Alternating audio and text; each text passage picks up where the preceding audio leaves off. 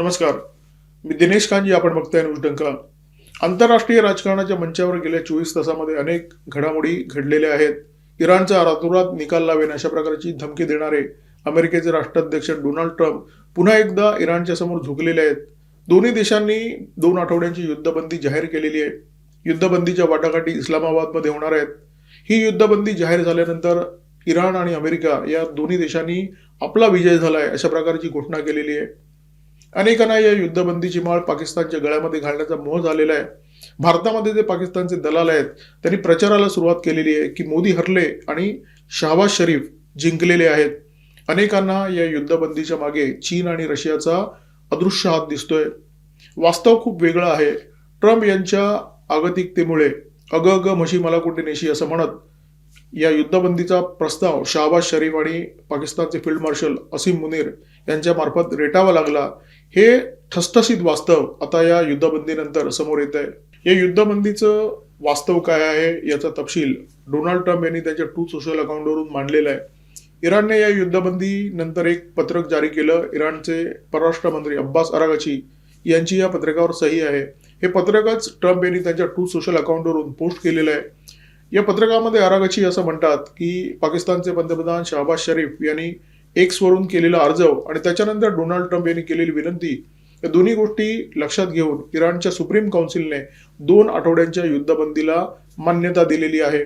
Araghchi यांच्या पत्रावरून एक गोष्ट स्पष्ट आहे की हा प्रस्ताव आधी पाकिस्तानकडून आला, नंतर ट्रम्प यांच्याकडून आला आणि इराणने त्याला मान्यता दिलेली आहे. पाकिस्तानने या घटनाक्रमामध्ये जी काही भूमिका बजावली त्याच्यावर ट्रम्प प्रचंड खुश आहेत. त्यांनी ट्रूथ सोशलवर केलेल्या आणखी एका पोस्टमध्ये शहबाज शरीफ आणि असीम मुनीर यांचा उल्लेख केलेला आहे. असीम मुनीर हे जगातले बहुधा एकमेव फील्ड मार्शल असावे जे युद्धाच्या काळामध्ये पूर्ण काळ बंकरमध्ये लपून बसले होते. आता दुसऱ्या 2 देशामध्ये दंगल घडते आहे. त्या दंगलीमध्ये असीम मुनीर शांतीदूताचं काम करतायत. म्हणजे त्यांनी आपलं फील्ड मार्शल म्हणून जे काम आहे ते सध्या बाजूला ठेवलेलं आहे आणि शांतीदूताचं ते काम करतायत. असीम मुनीर आणि शहबाज शरीफ या दोघांनी ट्रम्प यांची नोबेल पुरस्कारासाठी शिफारस केली होती. आता ट्रम्प यांना परतफेडीची संधी आहे. ते शहबाज शरीफ आणि असीम मुनीर यांची नोबेल पुरस्कारासाठी शिफारस करून परतफेड करू शकतात. अमेरिका आणि इस्रायलने हल्ले थांबवले तर आम्ही सुद्धा शांत बसू असं या पत्रकामध्ये अरागची म्हणतात. इस्लामाबादमध्ये ज्या वाटाघाटी होणार आहेत त्याचा आधार अमेरिकेने इराणला दिलेला 15 कलमी प्रस्ताव आणि इराणने अमेरिकेला दिलेला 15 कलमी प्रस्ताव. अर्थात इराणने जो प्रस्ताव दिलाय तो जास्त महत्वाचा ठरतो कारण युद्धबंदीचा प्रस्ताव अमेरिकेकडून आलेला आहे, तो इराणकडून आलेला नाहीये. या संपूर्ण घडामोडीनंतर एक गोष्ट स्पष्ट आहे.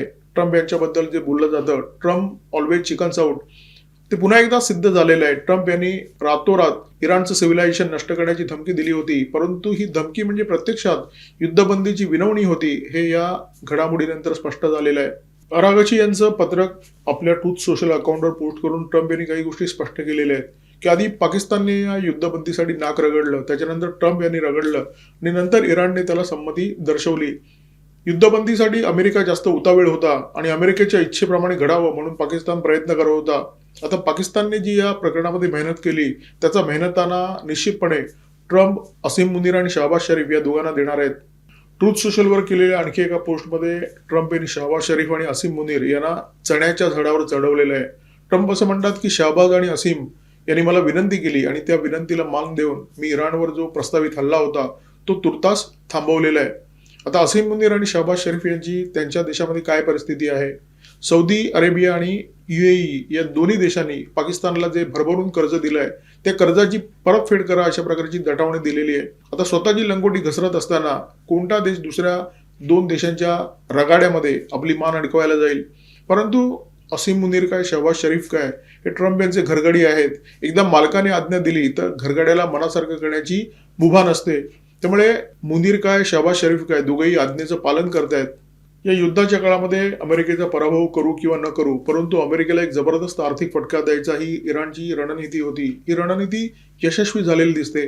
अमेरिकेचं मुळातच डळमळीत असलेलं अर्थकारण या युद्धामुळे अधिकच डळमळीत झालेलं आहे आणि त्यामुळे ट्रम्प यांना मोठ्या देशांतर्गत विरोधाला तोंड द्यावं लागतंय. युद्धबंदी हा एकमेव पर्याय ट्रम्प यांच्याकडे उपलब्ध होता आणि म्हणून त्यांनी शहबाज शरीफ, असीम मुनीर यांना पुढे केलं. आता त्यांचं शेपूट पकडून ट्रम्प युद्धबंदीच्या दिशेने वाटचाल करताना दिसत आहेत आणि सतत असं म्हणतायत की अग अग म्हशी मला कुठे नेशी.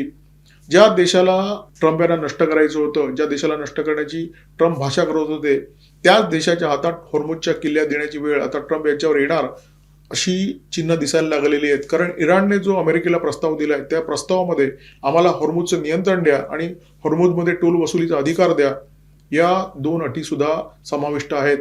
या युद्धाचं तणाव बहुतेक ट्रम्प यांना सहन होईन असं झालेलं आहे आणि त्यामुळे ते प्रचंड गांगरलेले आहेत आणि त्यांची ही जी मनस्थिती आहे ते त्यांच्या पोस्टवरून सुद्धा अत्यंत स्पष्टपणे दिसते. ट्रूथ सोशलवर त्यांनी इराण युद्धाच्या संदर्भात काल ज्या वेगवेगळ्या पोस्ट केल्या त्याच्यामध्ये त्यांनी एका पोस्टमध्ये असं म्हटलेलं आहे की इराण युद्ध सुरू करताना आमच्यासमोर जी उद्दिष्ट होती त्यातली बरीच उद्दिष्ट आता आम्ही पूर्ण केलेली आहेत. इराणमध्ये आम्हाला रिजिम चेंज करायची होती, अयातुल्लांचा आम्ही खात्मा केला आणि त्याच्यानंतर जी रिजिम आली, त्याच्यानंतर जे सरकार आलं ते अयातुल्ला यांच्या तुलनेमध्ये खूप मवाळ आहे. आता ट्रम्प यांचं हे म्हणणं वास्तव असेल तर हे उद्दिष्ट तर त्यांनी युद्धाच्या पहिल्याच दिवशी गाठलं होतं. पहिल्याच दिवशी त्यांनी अयातुल्ला अली खोमेनी आणि त्यांच्यासह इराणच्या वरिष्ठ अशा 48 सेनाधिकाऱ्यांचा खात्मा केला होता, अत्यंत महत्वाच्या लोकांचा खात्मा केला होता. खरं तर त्याच वेळी हे उद्दिष्ट साध्य झालं असतं. अयातुल्ला गेल्यानंतर त्यांच्या जागी मुज्तबा खोमेनी सत्तेवर आले आणि त्याच्यानंतर तेच आहेत. आता इतके दिवस झाल्यानंतर अमेरिकेला हा साक्षात्कार होतोय की अयातुल्ला गेल्यानंतर जे सरकार आलं, ज्यांचं नेतृत्व इराणला लाभलं, ते अयातुल्ला यांच्या तुलनेमध्ये मवाळ आहेत. इतक्या उशिरा हा साक्षात्कार होण्याचं काय कारण आहे? कारण अमेरिकेची अवस्था आता वाईट झालेली आहे. युद्धबंदीसाठी इराणकडून जो 10 कलमी प्रस्ताव आलेला आहे तो अशा प्रकारचा प्रस्ताव आहे की एखादा पराजित देश अशा प्रकारच्या मागण्या करू शकत नाही आणि विजेता असलेला देश, अटल बिहारी वाजपेयी यांच्या शब्दामध्ये जर सांगायचं झालं तर या प्रस्तावाच्या मसुद्याला चिमट्याने सुद्धा स्पर्श करणार नाही. परंतु तरी सुद्धा ट्रम्प वाटाघाटीसाठी तयार झालेले आहेत. इस्लामाबादमध्ये या वाटाघाटी होणार आहेत. इराणने ज्या अटी पुढे केलेल्या आहेत त्या अत्यंत भयंकर अटी आहेत जगाच्या दृष्टीने, इस्रायलच्या दृष्टीने आणि अमेरिकेच्या दृष्टीने सुद्धा. या प्रस्तावामध्ये इराणने मागणी केलेली आहे की संयुक्त राष्ट्रांच्या सुरक्षा परिषदेने इराणवर जे निर्बंध लादले आहेत ते निर्बंध तात्काळ उठवण्यात यावेत. त्याचप्रमाणे आंतरराष्ट्रीय अणुऊर्जा संस्थेने इराणवर जे निर्बंध लादले आहेत ते निर्बंध सुद्धा मागे घेण्यात यावेत. इराण ज्या निर्बंधांची चर्चा करतोय ते निर्बंध नेमके कोणते? रशियाच्या मालमत्ता ज्याप्रमाणे गोठवण्यात आल्या त्याप्रमाणे इराणच्या मालमत्ता सुद्धा गोठवण्यात आल्या होत्या. त्या मुक्त करण्याची मागणी इराणने केलेली आहे. इराणच्या तेल आणि गॅस विक्रीवर निर्बंध लादण्यात आलेले आहेत, ते निर्बंध उठवण्याची मागणी इराणने केलेली आहे. आंतरराष्ट्रीय अणुऊर्जा संस्थेने इराणवर जे निर्बंध लादले आहेत ते युरेनियमच्या शुद्धीकरणाच्या संदर्भात आहेत.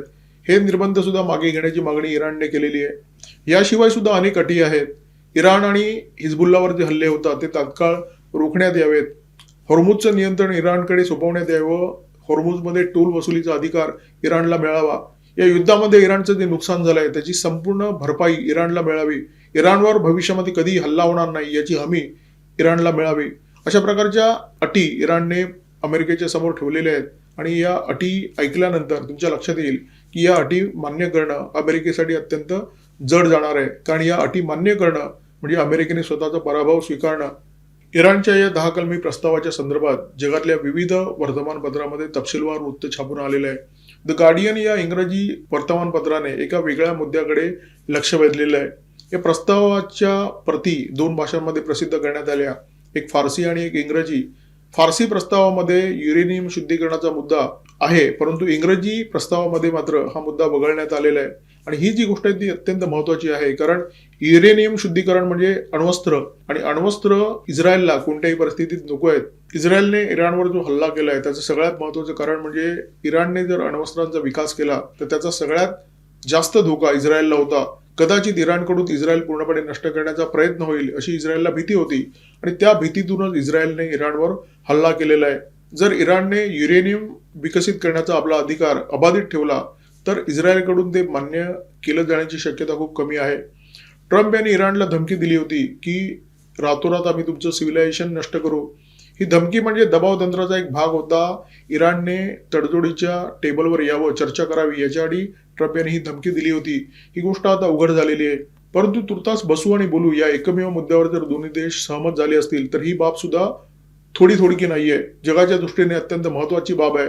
रातोरात सिव्हिलायझेशन नष्ट करण्याची ट्रम्प यांची जी धमकी होती त्या धमकीच्या मागे अण्वस्त्र वापरण्याचे संकेत होते आणि ट्रम्प यांनी जर इराणच्या विरोधात अण्वस्त्र वापरली तर चीन आणि रशिया मूकदर्शक बनून राहतील याची शक्यता खूप कमी होती. कारण आजही हे देश इराणच्या पाठीशी अत्यंत भक्कमपणे उभे आहेत आणि इराण या देशांच्या जोरावरच अमेरिकेशी भिडतो आहे. परंतु हे युद्ध कुणालाच नको होतं, कारण या युद्धामुळे जगाची जी डळमळीत झालेली अर्थव्यवस्था आहे ती अधिकच रसातळाला जात होती. त्यामुळे रशिया आणि चीन हे दोन्ही देश पडद्याच्या आडून हे युद्ध थांबवण्यासाठी प्रयत्न करत होते. पडद्याच्या आडून त्यांना जे काही करता येईल ते करत होते.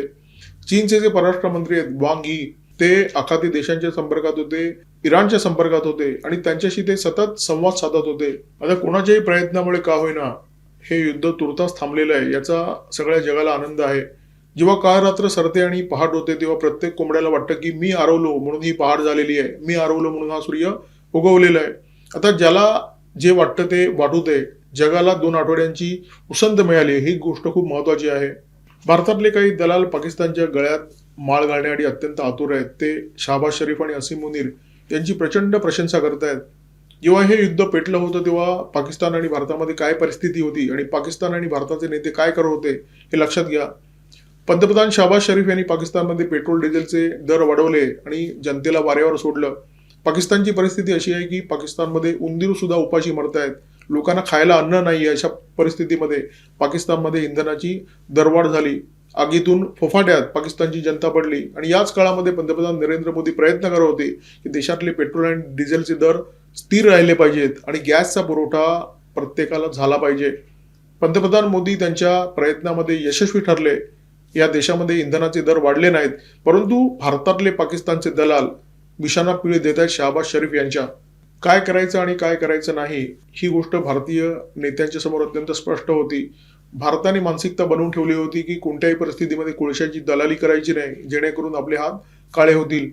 आपले परराष्ट्र मंत्री डॉक्टर एस जयशंकर यांनी अत्यंत परखड शब्दात सांगितलं की भारत हा पाकिस्तानसारखा दलाल देश नाहीये. भारताने जे काही करायचंय ते भारताच्या जनतेसाठी करायचं हे मोदींना माहिती होतं. मोदींनी तेच केलं.